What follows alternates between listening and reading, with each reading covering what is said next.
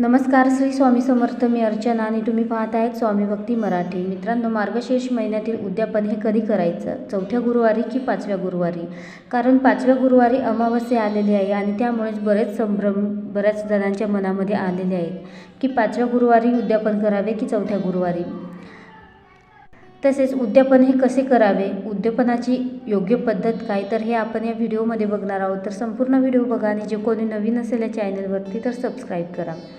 तर यावर्षी 5 गुरुवार हे मार्गशीर्ष महिन्यामध्ये आलेले आहे आणि पाचव्या गुरुवारी अमावास्याही आहे. त्यातच मार्गशीर्ष महिना हा पाचव्या गुरुवारीच संपतो आहे. तर बघा, बऱ्याच जणांना असं वाटतं की अमावास्या हा दिवस अशुभ असतो. तर बघा, महालक्ष्मीची सेवा ही आपण अमावस्याच्या दिवशीही करू शकतो. तर ज्यांना इतर काही अडचणी असेल तर त्यांनी चौथ्या गुरुवारी उद्यापन केलं तरीही चालेल. तर काहींचे पहिला किंवा दुसरा किंवा तिसरा गुरुवार हा राहिला असेल तर त्यांनी अजून एक गुरुवार धरायची गरज नाही.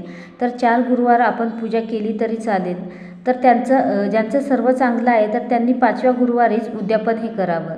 ज्यांना पाचव्या गुरुवारी काही काम असेल किंवा काही अडचण असेल तर त्यांनी चौथ्या गुरुवारी म्हणजेच उद्या उद्यापन केलं तरीही चालेल.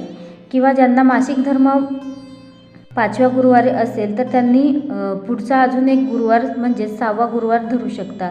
तर शेवटच्या गुरुवारी विषम संख्येमध्ये सवाष्णींना घरी बोलवायचं असतं.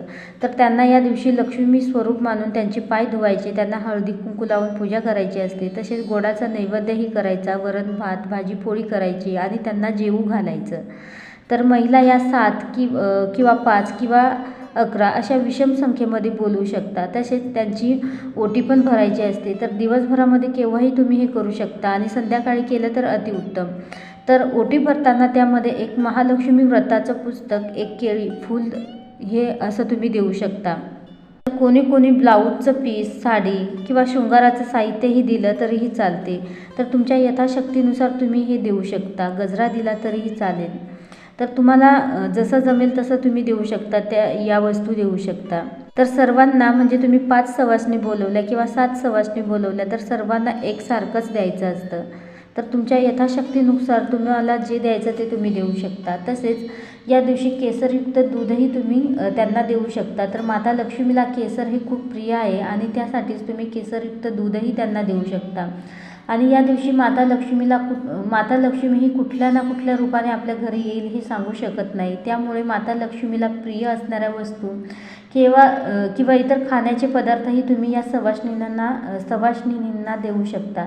तर पाचव्या गुरुवारी जरी अमावास्या असली तरी काहीच मनामध्ये न आणता उद्यापन हे तुम्ही करू शकता. कारण उद्यापन हे शेवटच्या गुरुवारीच आपल्याला करायचे आहे आणि कोणतीही वाईट गोष्ट मनात न आणता पाचव्या गुरुवारी तुम्ही उद्यापन करू शकता. तर ज्यांना काहीच अडचण नाही त्यांनी पाचव्याच गुरुवारी उद्यापन हे करा.